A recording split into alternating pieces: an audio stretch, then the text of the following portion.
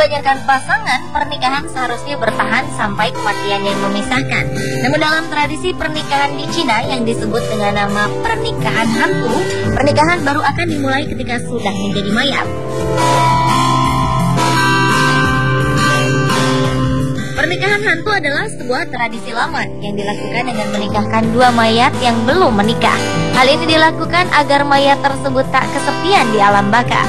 Masyarakat Cina percaya bahwa jika seseorang belum menikah hingga mereka meninggal, maka roh mereka akan kesepian dan mengganggu anggota keluarganya. Karena itu, mereka akan menikahkan mayat tersebut agar roh orang itu tak kesepian.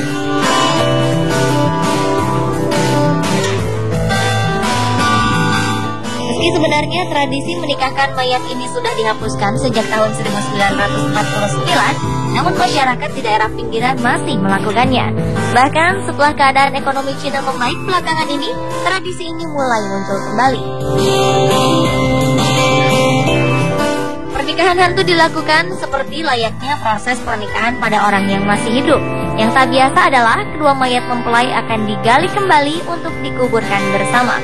Kemudian mereka disahkan sebagai istri dan suami di liang kubur. Uniknya, keluarga di Cina biasanya juga menyewa jasa biro jodoh atau mak comblang untuk mencarikan pasangan bagi anggota keluarga mereka yang meninggal. Meski begitu, bisa jadi sangat sulit untuk menemukan mayat yang diinginkan. Hal ini membuat banyak orang mencari mayat di pasar gelap dengan harga 4.000 US dollar atau sekitar 39 juta rupiah.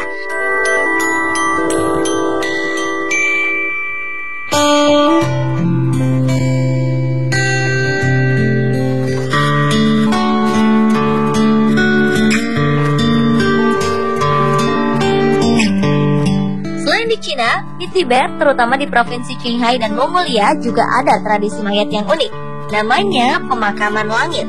Dalam beberapa hari sebelum upacara pemakaman, para rahib yang dikenal sebagai lama akan melantunkan mantra di sekitar jenazah dan membakar kemenyan. Mayat kemudian akan dipotong-potong oleh para biksu atau lebih umumnya para rogyapas alias pemecah tubuh. Setelah itu mayat akan dijadikan santapan burung pemakan bangkai.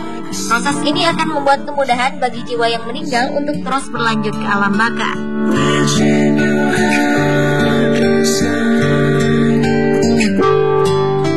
Beberapa cerita menjelaskan bagian-bagian tubuh yang tersisa akan ditaruh di menara keheningan selama 1 tahun, di mana mayat pria dan wanita akan ditempatkan di bagian yang berbeda. Ketika nantinya hanya tinggal tulang yang tersisa, maka tulang-tulang itu juga akan dipecah-pecahkan dengan palu dan ditumbuk sampai halus untuk dijadikan makanan bagi burung yang lebih kecil seperti gagak dan elang. Fungsi pemakaman langit dipercaya untuk membuang sisa tubuh manusia melalui kebaikan, yakni dengan cara memberikan daging manusia kepada burung pemakan bangkai. Hal ini agar menyelamatkan kehidupan binatang-binatang kecil yang kemungkinan akan dijadikan santapan bagi burung pemakan bangkai. Sebagian besar masyarakat di Tibet dan Mongolia merupakan penganut ajaran Buddha Vajrayana yang mengajarkan adanya perpindahan roh atau reinkarnasi. Ini berarti mereka tidak melihat tubuh manusia sebagai suatu kebutuhan untuk dipertahankan, layaknya sebuah bejana kosong, sehingga mereka menghilangkannya melalui pemakaman langit.